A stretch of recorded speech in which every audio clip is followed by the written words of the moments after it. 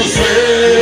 Mungu Baba, jina lako litukuzwe.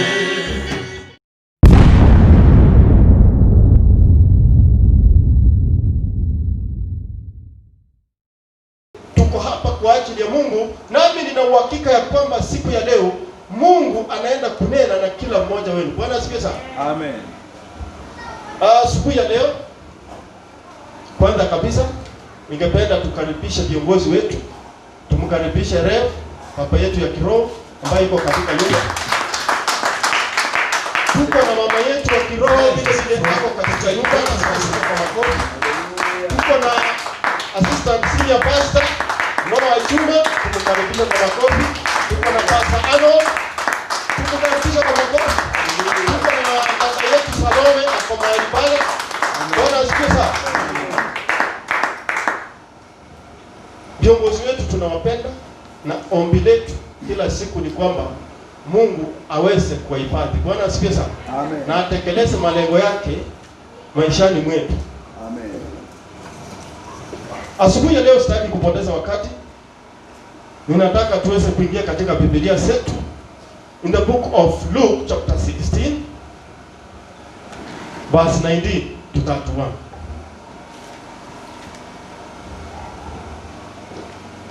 Tutaongea kuhusu Lazaro na yule maskini. Bwana asifiwe sana. Amen. Na tuone ni nini ambacho Mungu ametuandalia asubuhi ya leo.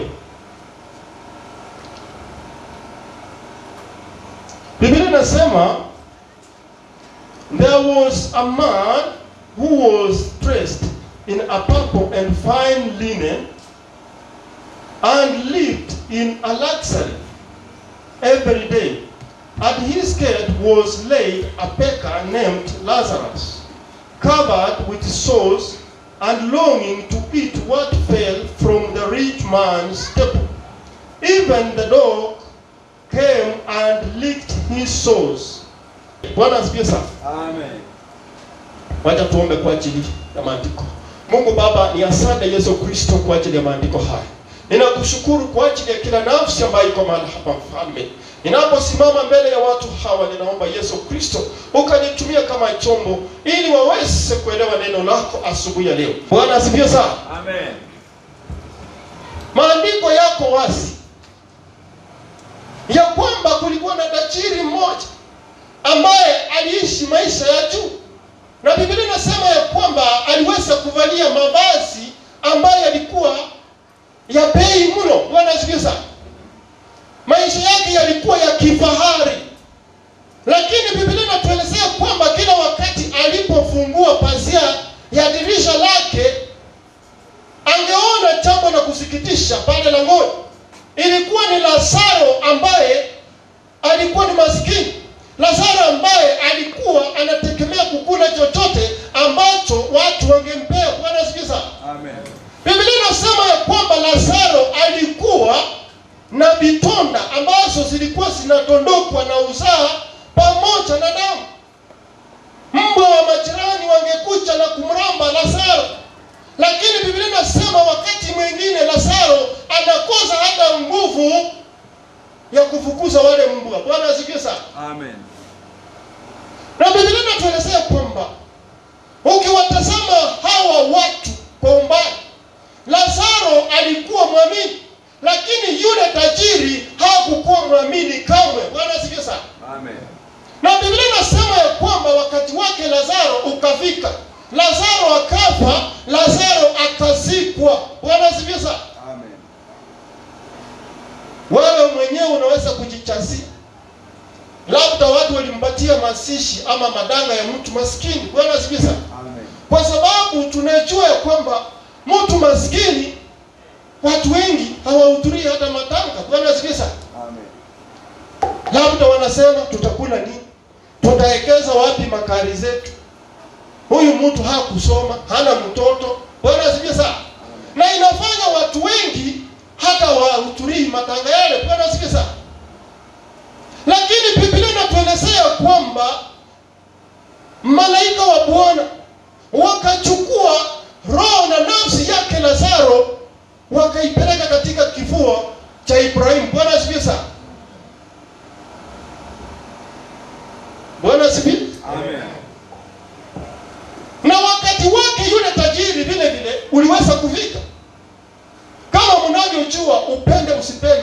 siku moja utakufa. Bwana asifiwe sana. Amen. Unajua watu wengi huwa wanataka kujua ni nini hutendeka wakati mtu anapokufa. Na leo hii ndio tunataka tuchambue, tujue, kwa sababu wahubiri wengi hawataki kutaja kifo. Bwana asifiwe sana. Wakihubiri watahubiri mambo ya ulimwengu, lakini wanaogopa kutaja kifo. Bwana asifiwe sana.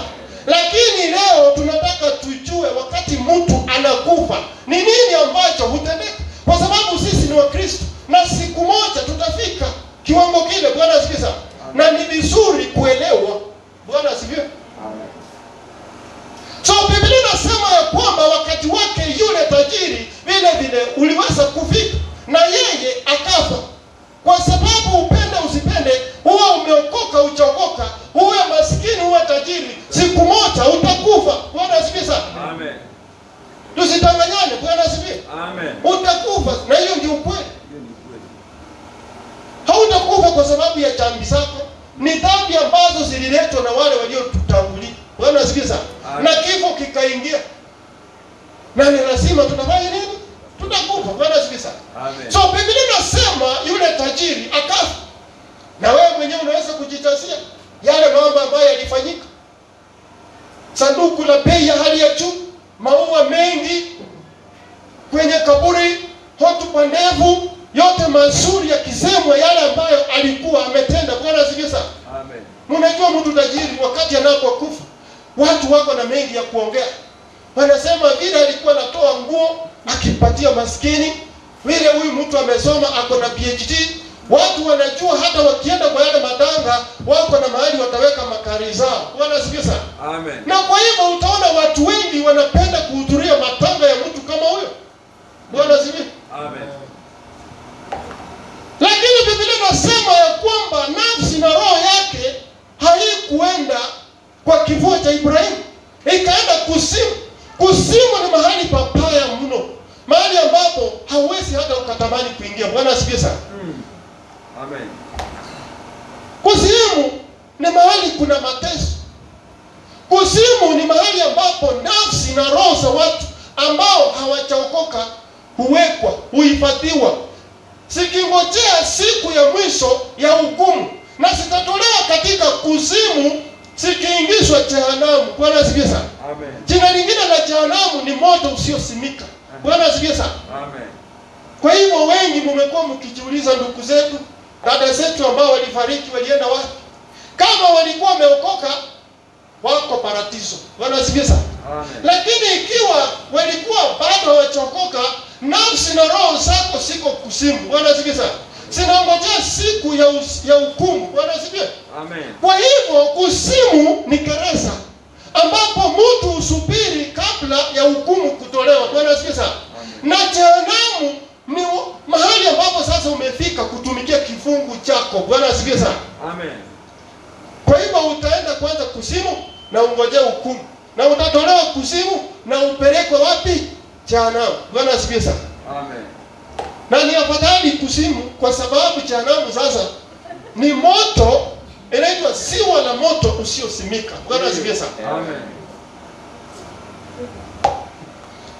So Biblia inatuelezea kwamba yule tajiri akiwa katika kuzimu akamuona Ibrahimu akiwa pamoja na Lazaro kwenye kifua chake. Bwana asifiwe sana.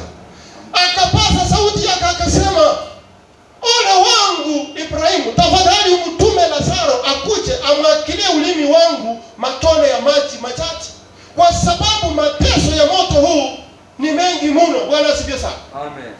Kuna watu ambao wanasema ni nani alikufa akaenda huko akarudi. Bwana asifiwe. Mtu kama huyo haelewi maandiko. Bwana asifiwe sana. Amen. Hapa tunaongea watu ambao walikuwa hai, wakaishi, wakazikwa.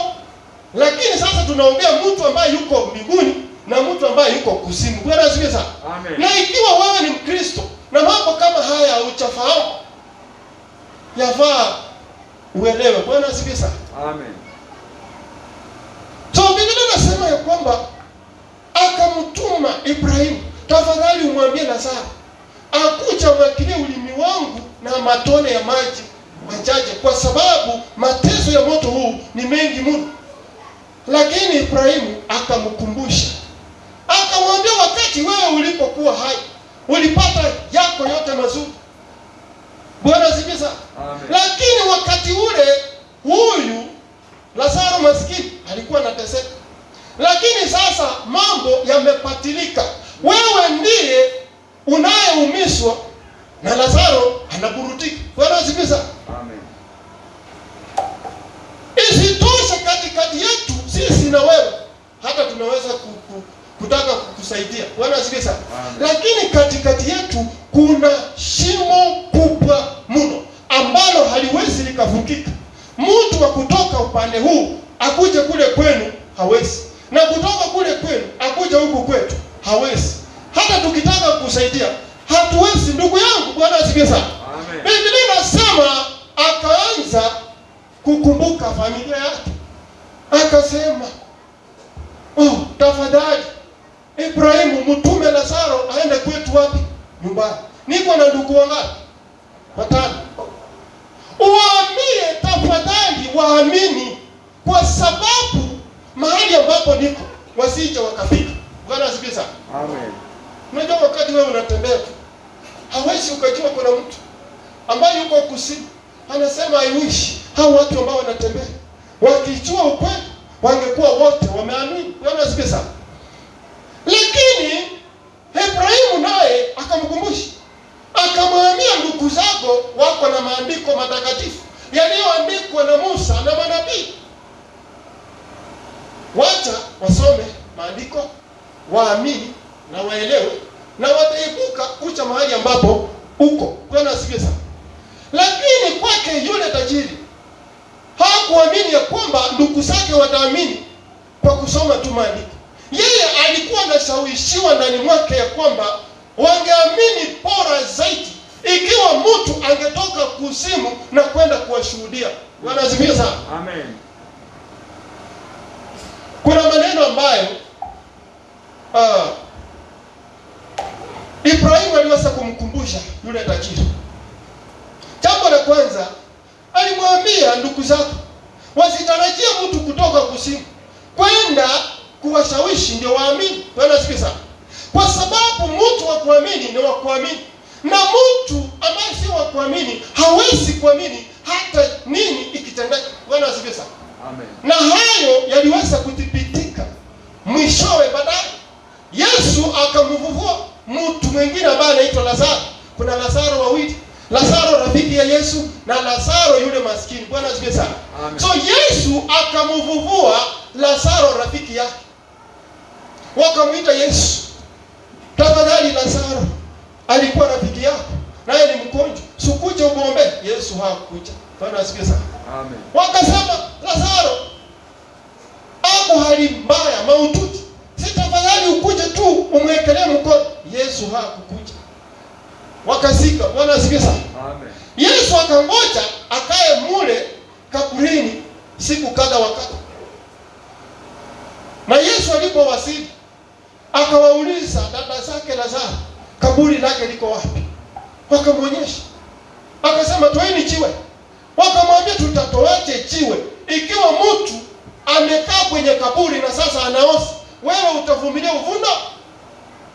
Ninaona wengine wakimwambia, tulikuhitaji wakati ule na huku kucha, ungemwekelea mkono Lazaro angefufuka. Sasa saa hii kama ni chai kunywa wewe, utatusaidia na nini? Bwana asifiwe sana. Lakini Yesu akasisitiza, nionyesheni kaburi la Lazaro. Bwana asifiwe sana. Akasema, toeni jiwe. Na kwa hakika Yesu akaomba akasema, Mungu nashukuru kwa sababu hata sikuwa huko, ndio waamini kweli ulinituma. Bwana asifiwe sana. Na Yesu akamfufua Lazaro. Kuna wale ambao waliamini, lakini sio wote ambao waliamini. Wengine wakataka kumpika na mawe kwa sababu amepokea sifa. Bwana asifiwe sana.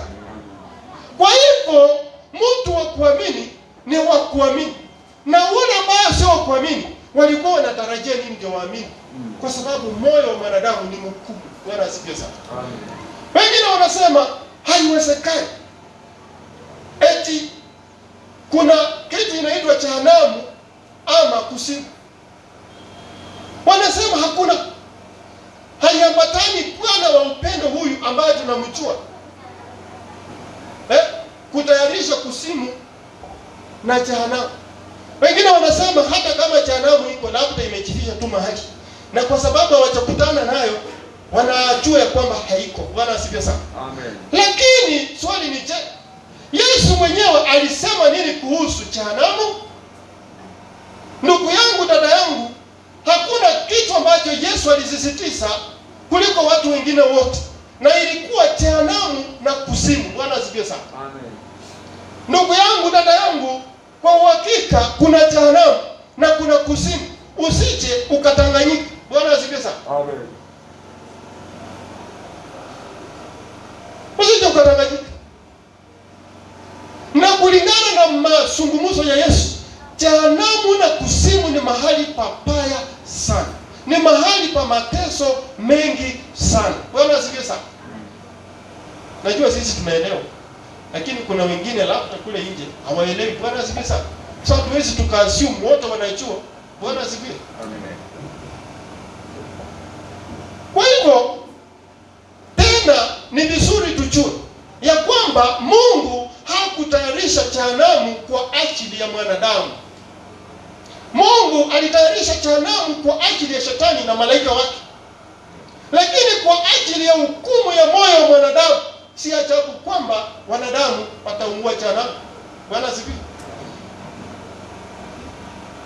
Mnakumbuka Matthew chapter 25 verse 4 to 10, wale wanawali ambao walikuwa na busara 5 na wengine wakawa wapumbavu. Bwana asifiwe sana. Amen. Na Biblia inasema walikuwa wote wanamngojea bwana harusi, lakini katika zile harakati ya kumngojea bwana harusi walingojea, wakangojea na wakaanza kusinzia kwa sababu wamengojea kwa muda mrefu. Lakini ole wao, kwa sababu Biblia inasema ilipofika usiku wa manane, Yesu Kristo, sio Yesu Kristo, bwana harusi ambaye tunamfananisha na Yesu Kristo, aliweza kuwasili, na wote wakaamuka wakaanza kutayarisha taa zao. Wale ambao walikuwa na busara wakaanza kutayarisha taa zao, na wale ambao walikuwa wapumbavu wakaanza kuwaomba mafuta. Wakawaambia hata tukiwapa haya mafuta yetu, na sisi vile vile tutaingia katika ile sita, kwa sababu haitatutosha sisi wote. Bwana asifiwe sana. Amen. Wakawashauri afadhali mwende mnunue ili mkuje, kwa sababu bwana harusi amekaribia, amkute ndio tuingie wote harusi. Lakini Biblia inasema walipokuwa wameenda kutafuta mafuta, bwana harusi akawasili, akakuta wale ambao walikuwa tayari, na akaingia nao harusini. Bwana asifiwe sana. Amen. Kwa hivyo Bwana Yesu anataka sisi sote tuingie mbinguni, na sisi ni kama bibi harusi, tunamngojea bwana harusi ambaye ni Yesu Kristo. Lakini yafaa tujiwekee mafuta ya akiba. Ingalau kuna wale ambao wamesikia huyu Yesu tangu wakiwa watoto wachanga hadi siku ya leo wanashindwa, kwani ilikuwa uvumi. Wengine wamekiba, watu wamelala hata kanisani kwa sababu wamesikia huyu Yesu na wamechoka. Bwana asifiwe sana. Amen. Watu wamechoka, hawatafuti hata Mungu, wengine hata hawaombi kwa sababu wamesikia huyu Yesu. Na hivyo ndivyo wale wanawali ambao walikuwa wapumbavu, kwa sababu walifika mahali wakachoka, wakasinzia, lakini hawakujiwekea mafuta ya akiba. Bwana asifiwe sana. Na bwana harusi alipoingia akawaacha nchi. Kwa hivyo ni vizuri kila wakati kuwe tayari, kwa sababu hatujui bwana harusi ataingia wakati gani. Bwana asifiwe sana. Amen. Jitayarishe ndugu yangu. Bwana asifiwe. Kwa hivyo jehanamu haikuwa mpango wa Mungu eti mwanadamu aingie hapo, ni kwa sababu wewe labda kama hukujitayarisha. Tunaposoma in the book of 2 Peter chapter 3 verse 9. Can someone read for us that? 2 Peter chapter 3 verse 9. 2 Peter 3:9. Maandiko inasema hivi: The Lord is not slow in keeping his promise, as some understand slowness. Instead, he is patient with you, not wanting anyone to perish, but everyone to come to the repentance. Amen. Bwana asifiwe sana. Amen. Ya kwamba wale ambao wanafikiri Yesu amekawia ni kwa nini? Hawatawahi tambua. Ni kwa sababu Yesu anakuwa mvumilivu ili ahakikishe kila mwanadamu ameingia wapi? Mbinguni. Tusije tukawa na yule ambaye ataenda jehanamu. Na hiyo ni thibitisho tosha ya kwamba jehanamu haikuundwa kwa sababu ya mwanadamu. Jehanamu iliundwa kwa sababu ya shetani na malaika wake. Na ndio sababu Yesu anangojea wote waamini na kumpokea ili waweze kuingia katika ufalme wa mbinguni. Bwana asifiwe sana. Amen. Na ndio sababu Yesu amelete suluhisho la wokovu ili mtu aokoke, aepuke kuingia jehanamu. Na ikiwa kuna mtu ambaye ataingia jehanamu, sio mtu wa kuhurumia sana. Bwana asifiwe sana. Amen. Ni kwa sababu aliwacha kufuata ukweli na akaamini uongo, na akabadilisha uongo na ukweli na akaamini uongo. Bwana asifiwe sana. Amen. Kwa hivyo yule mtu ni kupenda kwake. It is a choice. Bwana asifiwe sana. Amen.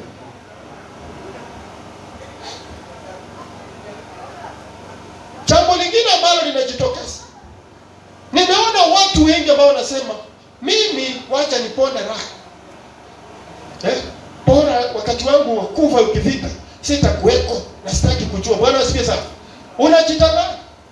Kwa sababu kulingana na maandiko ya yule tajiri na yule Lazaro, tunaona ya kwamba nafsi na roho za watu hasikufi. Bwana asifiwe sana. Roho na nafsi ya watu haikufi. Kile ambacho kinakufa ni mwili. Na watu wengi hawatawahi jua ya kwamba wewe umekaa ndani ya mwili na wewe sio ule mwili. Bwana asifiwe sana. Biblia inasema mwili usikusumbue kwa sababu utaisha hivi karibuni. Bwana asifiwe sana. Amen. Mungu alimuumba mwanadamu kwa matope. Na matope inarudi kwa matope. Lakini kuna kitu ambacho kilitoka ndani ya Mungu. Bwana asifiwe sana. Na hicho ndio Mungu anatafuta katika mwanadamu. Mungu anaacha na nafsi yako na roho yako. Lakini watu wengi wamelisha mwili, wanaipea changa, wanaipatia juice, wengine wanaipatia nyama choma na kila kitu. Bwana asifiwe sana. Mwili unanenepa, lakini wanasahau kulisha roho na nafsi yao. Bwana asifiwe sana. Na ule mtu anakosa balance. Lakini mjue kuanzia leo mwili huo ni matope. Bwana asifiwe sana. Na Mungu hana haja na matope. Mungu ana haja na nafsi na roho yako. Nimeona mtu anasema nilikuwa kwa ile kaya. Kwa hakika Mungu ni mwema. Ameniponya nimetoka. Watu wengine wote wameishi, lakini mimi. Lakini unasahau amekuokoa maisha yako, lakini nafsi yako na roho yako inastahili vile vile kuokolewa. Bwana asifiwe sana.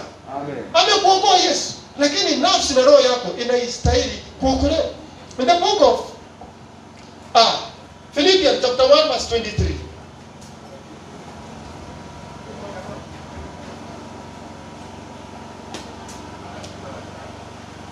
Philippians 1:23. Na mwingine atusomee 2 Corinthians chapter 5 verse 6 to 8.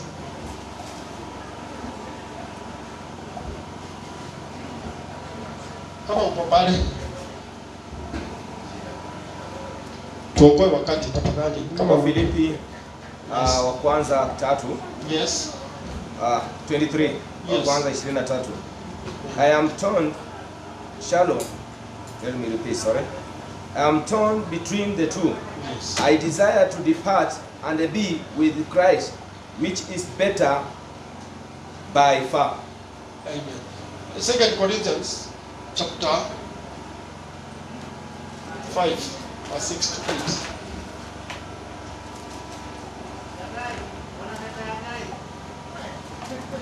Wakorintho wa pili 5:6-8 Yes. inasema hivi, therefore we are always confident and know that also as long as we are at home in the body we are away from the Lord, for we live by faith not by sight. We are confident, I say, and I will prefer to be away from the body and at home with the Lord. So we make it our goal to please Him, whether we are at home in the body or away from it. Yes? Yes. So Biblia inaongea kuhusu Paulo ambaye anasema ni afadhali kutoka katika mwili huu na kuwa na Kristo. Bwana asifiwe sana. Amen. Kwa sababu ni afadhali kuwa na Kristo kutoka katika mwili huu. Mwili huu ndio umekufunga wewe kwenda kuishi na Mungu. Bwana asifiwe sana. Amen. Kwa sababu mwili huu ni kama nyumba. Lakini Paulo tena anaangalia faida ya kukua katika mwili. Kwa sababu anasema yeye angekuwa tayari ashatoka katika mwili kwenda kukaa na Bwana. Lakini anajua kuna faida ya kukaa katika mwili kwa sababu anapozidi kuhubiri na kuhimiza watu. Watu wengi wanajua ukweli na wanaweza wakaepuka jehanamu. Bwana asifiwe sana. Na ndio sababu anasema anaona vile vile ni faida kukaa katika mwili. Aendelee kuhubiri ili watu wakamjue Bwana, wasiingie jehanamu. Bwana asifiwe sana. Lakini maoni yake angependelea kutoka katika mwili huu aende kukaa na Bwana. Na kutoka katika mwili huu unajua ni kifo. Wakati mwili unapokufa ama unapolala, wanasema imelala.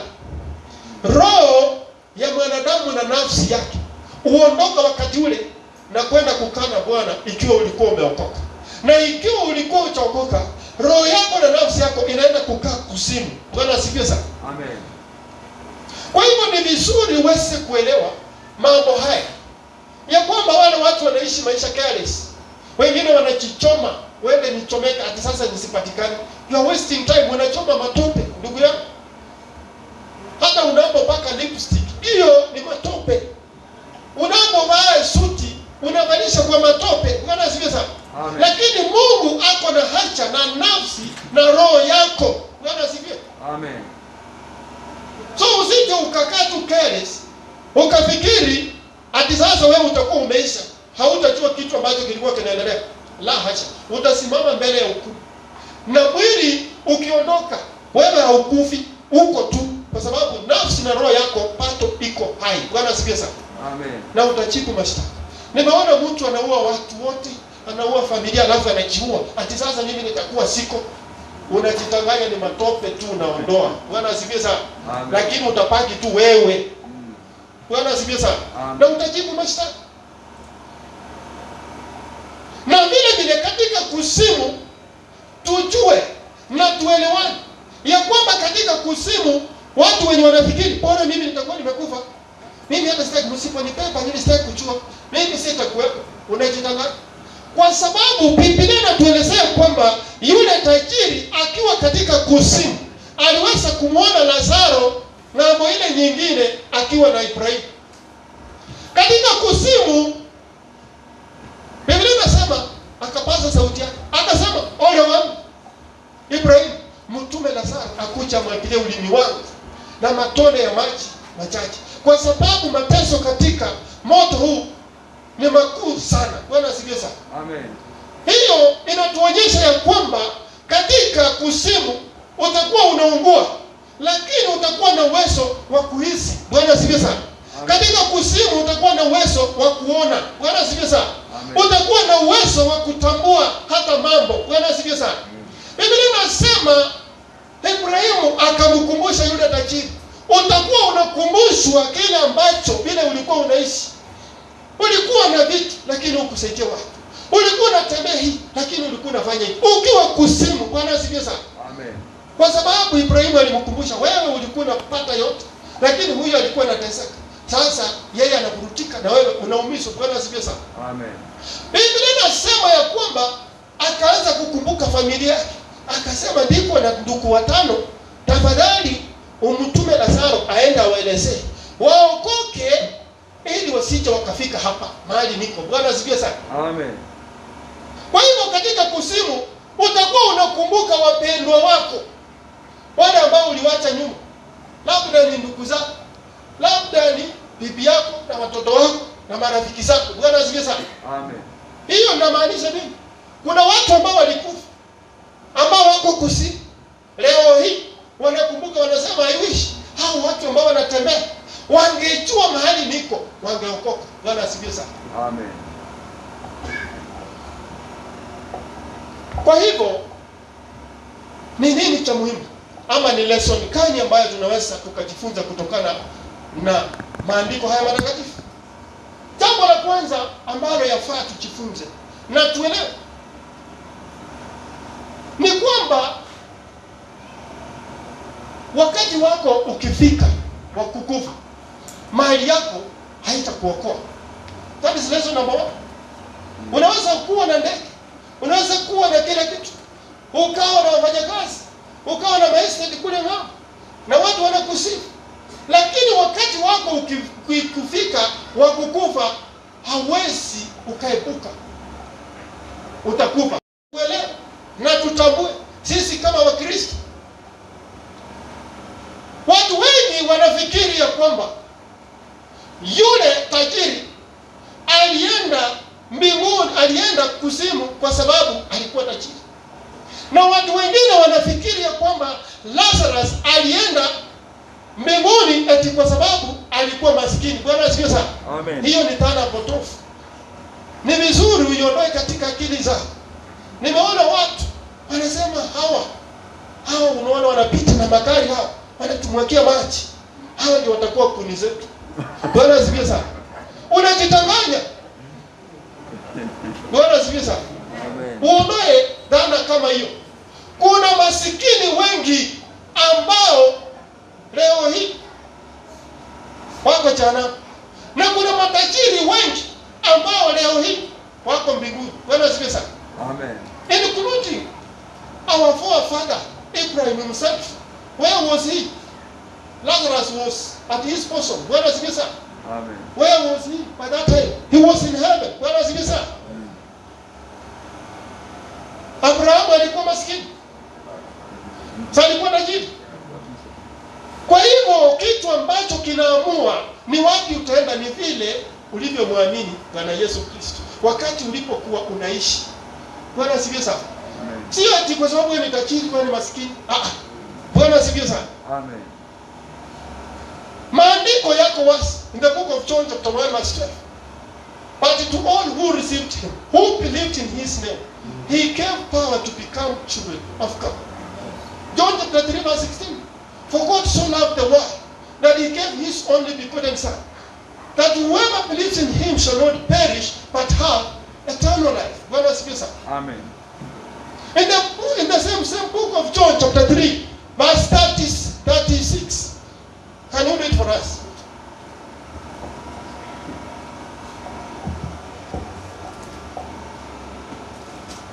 John 3, 36. 36. Whoever believes in the Son has eternal life, but whoever rejects the Son will not see life, for God's wrath remains on them. Amen. Ya kwamba yule aliye na mwana ana uzima ambao tunaongea juu yake, na yule ambaye hana mwana hana uzima huu ambao tunaongea, na ghadhabu ya Mungu inamkalia. Bwana asifiwe sana. Kwa hivyo kile ambacho kitaamua ni wapi utaenda ni vile ulivyomwamini Bwana. Umpokee Yesu Kristo kama Bwana na Mwokozi wa maisha, na utakuwa umejikatia tikiti ya kwenda mbinguni. Bwana asifiwe sana. Amen. Another lesson. Ni jambo la kusikitisha sana tena mno ya kwamba watu hukumbuka wapendwa wao wakati wamefika kuzimu. Bwana asifiwe sana. Amen. So hapo tunapata ufunuo ya kwamba yule tajiri alikumbuka familia yake wakati amefika kuzimu, lakini alikuwa hai, hakukumbuka kuhubiri na kuelezea ndugu zangu, jameni, kuna nini? Kuna jehanamu. Bwana asifiwe sana. Mtu mwingine akasema katika kuzimu, watu wote ambao wako katika kuzimu, they believe 100% for sure. Bwana asifiwe sana. Wanaamini kuna mbinguni na kuna jehanamu, wale ambao wako, lakini wamechelewa. Bwana asifiwe sana.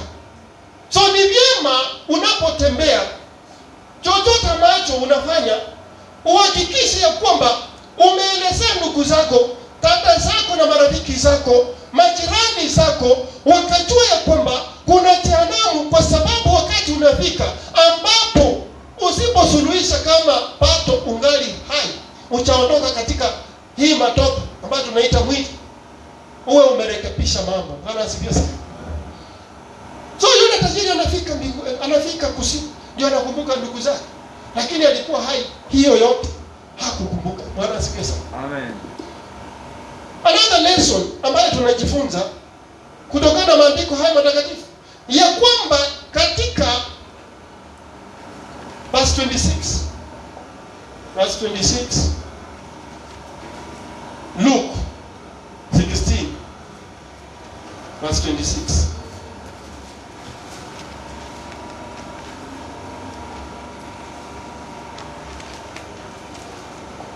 So somebody read for us.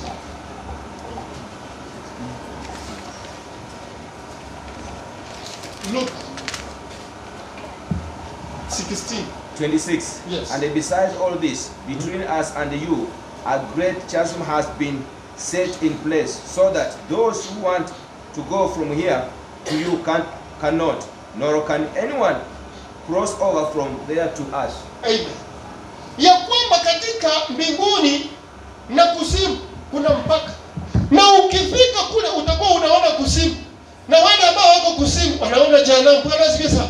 Lakini katikati kutakuwa na mpaka ambao hauwezi ukafukika. Bwana asifiwe sana. Kwa hivyo utakapofika kuzimu na hukuwa umerekebisha mambo yako, hiyo itakuwa mwisho wako. Hautakuwa na nafasi ya kutoka wala kutoroka. Mtu mwingine akaniambia Wakenya ni werevu sana. Hiyo werevu na kelele yako fanyia hapa. Bwana asifiwe sana. Kwa sababu ukifika kuzimu haitakuwa nitakuwa natembelea tu kuzimu, inaenda mbinguni kidogo. Bwana asifiwe sana. Ukifika kuzimu wewe ni wa kuzimu. Ukifika mbinguni wewe ni wa mbinguni. Bwana asifiwe sana. Na kutakuwa na mpaka ambao hautafukika. Bwana asifiwe sana. Ni vyema kurekebisha maisha yako kabla hujafika kule. Bwana asifiwe sana. Amen. Amen. Another lesson ambayo tunajifunza kutokana na maandiko haya. Biblia inasema ya kwamba Ibrahimu akamkumbusha yule tajiri na akamwambia kwamba ndugu zako wako na maandiko matakatifu yaliyoandikwa na Musa na manabii, na ikiwa wanataka kuepuka kuzimu wanaweza, wacha wasome Biblia, waiamini na waielewe na waitekeleze, na watakuwa wameepuka kuzimu. Bwana asifiwe sana. Amen. Lakini yule tajiri hakuwa naamini kweli hiyo njia inaweza kuwashawishi. Yeye aliamini mtu akitoka kuzimu awaelezee wataamini kuliko tu Biblia. Bwana asifiwe sana. Amen. So hapo tunajifunza kitu ya kwamba Mungu ametupatia wajibu ama jukumu la kusoma Biblia na kuelewa na kuitekeleza na kuepuka na kujua njia ya wokovu na kuepuka jehanamu. Bwana asifiwe sana. Kwa sababu tusipoamini ile Biblia tutakuwa tunamchukua Mungu kuwa muongo. Bwana asifiwe sana. Kwa sababu Mungu ni mtakatifu na aliandika Biblia, na Biblia ni ya kweli na amina. Bwana asifiwe sana. Kwa hivyo tusiposoma na kuelewa Biblia eti tunangojea mtu atoke kuzimu ndio tuchue. Unajua kuna watu ambao wanafikiri labda mwezi itasimama, jua litasimama, mlipuko utatokea, ndio sasa wajue kweli kuna wokovu. Bwana asifiwe sana. Yule tajiri alifikiria hivyo, alikuwa anaishi tu, hakujua. I wish. Bwana asifiwe sana. Kwa hivyo unapotembea usifikirie kuna kitu kingine kitatokea kuliko ile iko. Bwana asifiwe sana. Amen. Maandiko ishamaliza. Bwana asifiwe. Amen. Usiposoma Biblia na kuiamini, basi wewe umejikatia tikiti na kwenda kuzimu. Bwana asifiwe sana. Amen. Na vile vile Mungu anataka tuweze kuamini pasipokuwa na kuthibitisha. Akamwambia nani? Tomaso, umeniona ukasadiki, lakini heri wasioamini hata bila kufanya nini? Kuona. Bwana asifiwe sana. Kwa hivyo ndugu yangu, dada yangu, usingoje uone. Afadhali uamini kuliko kuona. Bwana asifiwe sana. Amen. Ukiambia mkebe hii iko na sumu, usiseme mpaka mimi nijaribu. Bwana asifiwe sana. Ukilamba itakuwa umeisha. Bwana asifiwe sana. Ni vizuri ukiambiwa hii mkebe iko na sumu, amini, na utakuwa umeepuka. Bwana asifiwe sana. So usingoje ufike kuzimu kwanza uhakikishe uone ni urudi, hautarudi. Bwana asifiwe sana. Afadhali uamini hata bila kuona. Usingoje kitu kingine ikatendeke ambacho itakuwa sio ya kawaida ndio uweze kuamini kweli kuna wokovu. Bwana asifiwe sana. Mtu kuingia kuzimu hastahili kufanya lolote, wala kutoka hastahili kufanya lolote. Wale ambao wamekataa kukata shauri ya kumpokea Yesu Kristo tayari wamejikatia tikiti ya kuingia kuzimu. So usifikirie kuna kitu kingine hivyo tu bila umekataa hivyo. Usifikirie utasikia baridi ama choto mingi. Kama wewe umesoma Biblia, Bwana asifiwe sana. Na wewe unajua vizuri inasema hivi na ufanye. Alafu unangojea kuna kitu kingine tu itatokea, labda nitasikia tu baridi hivi. Hivyo tu wewe umejikatia tikiti ya kwenda jehanamu ikiwa haujaokoka. Bwana asifiwe sana. Amen. Wapendwa, haya ni mafunzo ambayo yanahitaji wakati. Bwana asifiwe sana.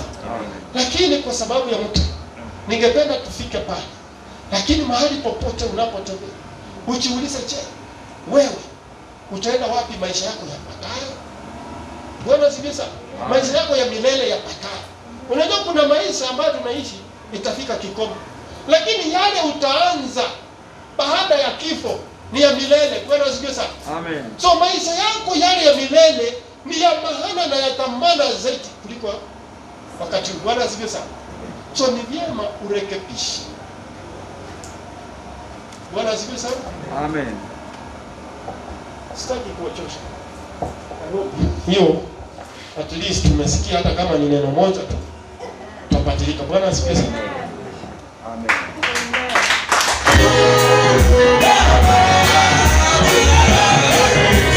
Yeah.